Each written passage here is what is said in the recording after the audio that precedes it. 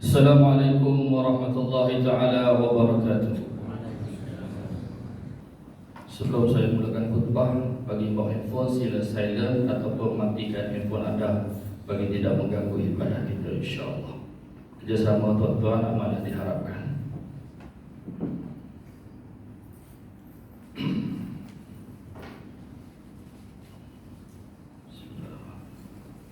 Alhamdulillahil qail ويسألونك عن اليتامى قل إصلاح لهم خير أشهد أن لا إله إلا الله وحده لا شريك له وأشهد أن محمدا عبده ورسوله اللهم صل وسلم على سيدنا محمد وعلى آله وأصحابه أجمعين أما بعد فيا أيها المسلمون اتقوا الله أوصيكم وإياي بتقوى الله فقد فاز المتقون قال الله تعالى في كتابه العزيز يا أيها الذين آمنوا اتقوا الله حق تقاته ولا تموتن إلا وأنتم مسلمون.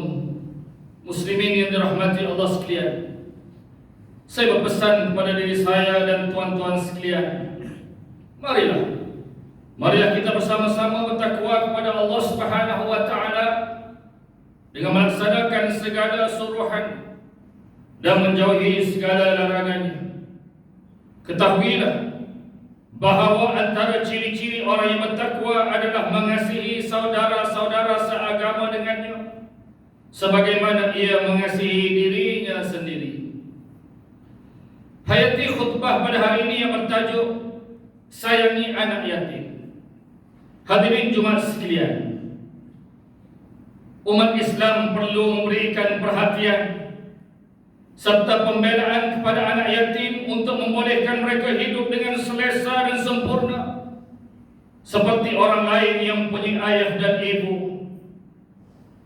Islam sangat memuliakan orang yang bersedekah atau menginfakkan hartanya terutama kepada anak yatim yang memerlukan.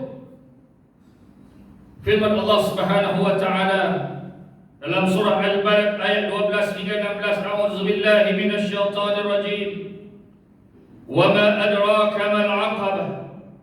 Fakku raqabatin aw ithamun fi yawmin zi masghab yatiman za maqrabah aw miskinan za matrabah. Dan apa jalan yang engkau dapat mengetahui? Apa dia amal-amal yang tinggi darjatnya di sisi Tuhan itu? Yang di antaranya amal-amal itu bagi orang yang mampu ialah memerdekakan hamba abdi atau memberi makan pada hari kelaparan, yang berinfak pada anak yatim dari kaum kerabat atau kepada orang miskin yang terlantar di atas tanah. Hadirin muslimin sekalian, mutakhir ini kita amat merasai kesan daripada pandemik COVID-19 dan dapatan bacian yang telah dilaksanakan oleh Yayasan Islam Darul Ihsan Yedi. Pandemik COVID-19 telah meragut nyawa ramai ketua keluarga dan meninggalkan anak-anak menjadi yatim dalam sekelip mata. Seramai 1,403 orang pelajar daripada 1,020 buah keluarga dalam negeri Selangor telah menjadi yatim dan ianya termasuk bukan Islam. Mendepani situasi ini, Yayasan Islam Darul Ihsan Yedi telah melancarkan pelbagai inisiatif untuk membantu anak-anak yatim ini.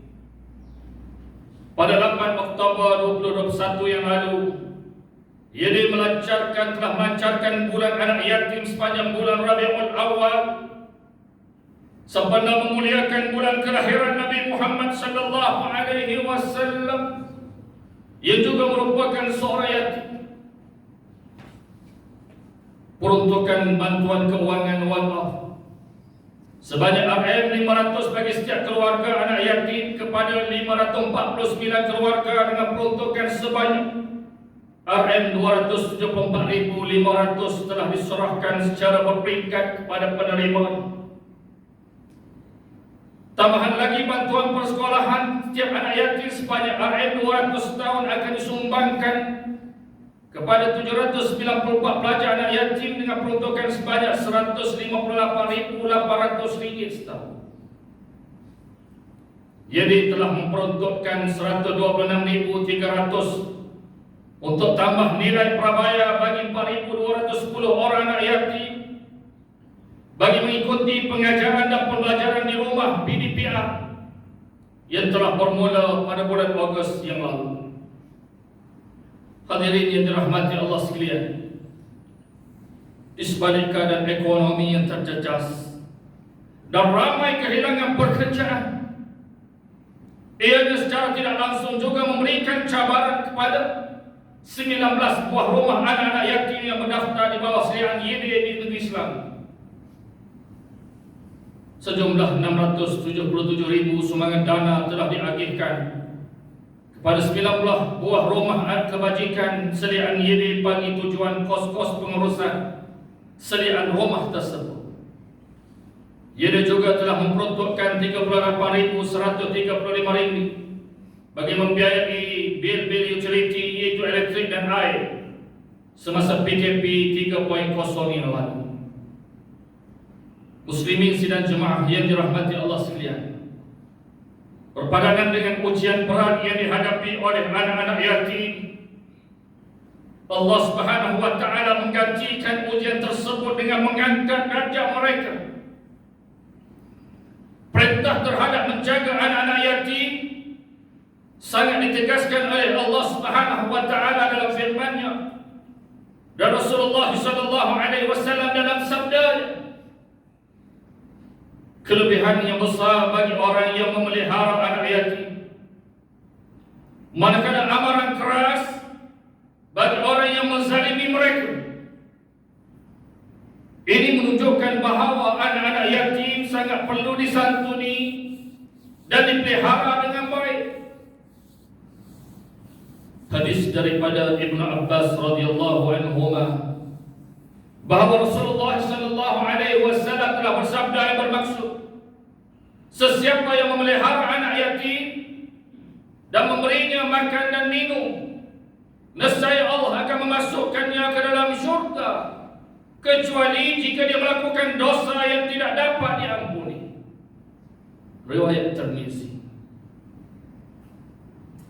Jika ada sesiapa yang menzalimi anak-anak yatim dan memakan harta anak yatim, maka Allah memberi peringatan tegas dalam firman-Nya dalam surah An-Nisa ayat 10, A'udzubillahi minasyaitonir rajim.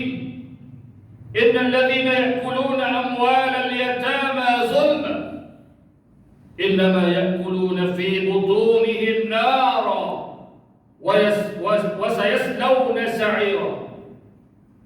Sesungguhnya orang-orang yang memakan harta anak-anak yatim secara zalim, sebenarnya mereka itu hanyalah menelan api ke dalam perut mereka, dan mereka pula akan masuk ke dalam api neraka yang menyala-nyala.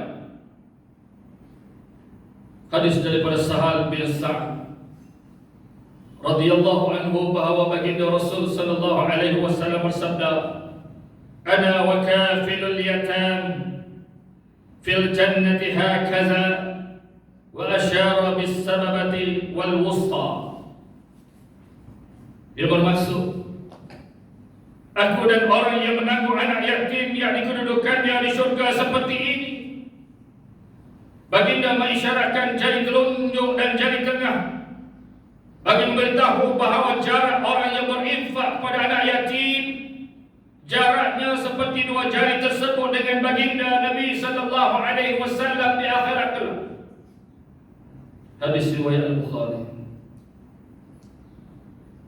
Antara yang menerima ujian daripada Allah Subhanahu wa taala dalam menjalani kehidupan di dunia ini adalah kanak-kanak yang kehilangan ibu bapa. Mereka hilang tempat bergantung, tempat mengadu, tempat berkasih sayang, seolah-olah telah hilang segala-galanya dalam kehidupan mereka. Jangan dikatakan hilang ibu bapa, hilang duit, hilang barang kesayangan pun kita sudah tidak keruan.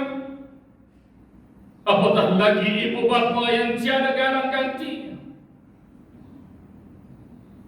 Justru pihak YD mengajak semua jemaah agar bersama-sama menyantuni anak-anak yatim dengan memberi sokongan moral dan fizikal agar anak-anak yatim ini dapat merasai kasih sayang seorang ibu dan ayah yang mereka tidak peroleh, yang mereka tidak peroleh. Muslimin yang dirahmati Allah sekalian, amalan bersedekah juga boleh menghapuskan dosa-dosa kecil. Sebagaimana hadis daripada Muaz bin Jabal radhiyallahu anhu bahawa baginda Rasul sallallahu alaihi wasallam bersabda yang bermaksud, dan sedekah melenyapkan kesalahan yakni dosa sebagaimana air memadamkan api. Riwayat Tirmizi. Malah bukan itu saja, bersedekah atau berinfak tidak akan menjadikan seseorang itu miskin, bahkan memudahkannya ia memperoleh sumber rezeki. Firman Allah Subhanahu wa taala dalam surah Saba ayat 39 yang bermaksud, katakanlah wahai Muhammad, sesungguhnya Tuhanku memewahkan rezeki bagi sesiapa yang dikehendakinya di antara hamba-hambanya, dan ia juga akan menyempitkan baginya, dan apa saja yang kamu dermakan maka Allah akan menggantikannya, dan dia yakni Allah jua sebaik-baik pemberi rezeki. Muslimin tetamu Allah yang dirahmati sekalian, Yayasan Islam Darul Ihsan jadi telah menyediakan medium yang sangat mudah kepada masyarakat terus serta menyahut seruan ilahi, membantu meringankan beban anak-anak yatim. Terkadang kita tidak mampu menyumbang masa, menyumbang tenaga ataupun air, maka sumbangan keuangan adalah cara. Sabda Rasulullah sallallahu alaihi wasallam dalam sebuah hadis yang diriwayatkan oleh Abu Hurairah radhiyallahu anhu bahawa إذا مات الإنسان انقطع عمله إلا من ثلاث، إلا من صدقة جارية أو علم ينتفع به أو ولد صالح يدعو له. Yang bermaksud, apabila seorang anak Adam mati, putuslah amalnya kecuali 3 perkara: sedekah jariah atau ilmu yang memberi manfaat kepada orang lain, atau anak yang saleh mendoa, yang berdoa untuknya. Riwayat Muslim. Oleh yang demikian, Khatib mengajak semua masyarakat untuk bersama-sama Yayasan Islam Darul Ihsan dalam menjaga kebajikan anak yatim khususnya di negeri Islam. Yayasan Islam Darul Ihsan membuka peluang kepada orang ramai yang berhasrat untuk turut memberi sumbangan berbentuk wang ringgit melalui infak dana. Bagi memudahkan urusan infak dana boleh diakses melalui atas talian, iaitu di laman web rasmi www.yide.com.my atau melalui platform digital tertentu seperti Touch and Go e-wallet, Jompe, Snap dan Paybank Islam, sehingga di Shopee turut ada untuk orang ramai menyumbang. Ia turut menyeru kepada orang ramai untuk berinfak melalui potongan gaji dan boleh terus menghubungi ibu pejabat IAD bagi tujuan tersebut. Sumbangan orang ramai adalah dalam untuk membina masa depan anak-anak yatim, dan setiap sen sumbangan kepada Yayasan Islam Darul Ihsan adalah satu patut disumbang kepada anak-anak yatim ini. Dana ini akan disalurkan kepada perbelanjaan asas untuk anak-anak yatim, dan seterusnya bagi menampung perbelanjaan pembangunan komplek anak yatim Pulau Indah. Oleh itu, marilah sama-sama kita bertekad dan beristiqamah, konsisten dalam membantu anak yatim. Hulurkan sumbangan dalam bentuk barangan, spiritual dan tenaga tanpa mengira bulan, hari dan waktu, agar sumbangan yang disalurkan dapat meringankan beban mereka. Mudah-mudahan ia menjadi bekalan bagi kita apabila menghadap ilahi kelak. Hadirin Jumat yang dirahmati Allah sekalian, mengakhiri khutbah pada hari ini, mari sama-sama kita ambil pengajaran dan penghayatan untuk dijadikan pedoman dalam hidup kita. Pertama, umat Islam hendaklah yakin bahawa mengasihi anak-anak yatim adalah perintah daripada Allah Subhanahu wa taala kepada semua umat manusia. Kedua, umat Islam hendaklah sedar bahawa hidup dalam keadaan yatim adalah satu ujian kepada kita untuk membantu mereka.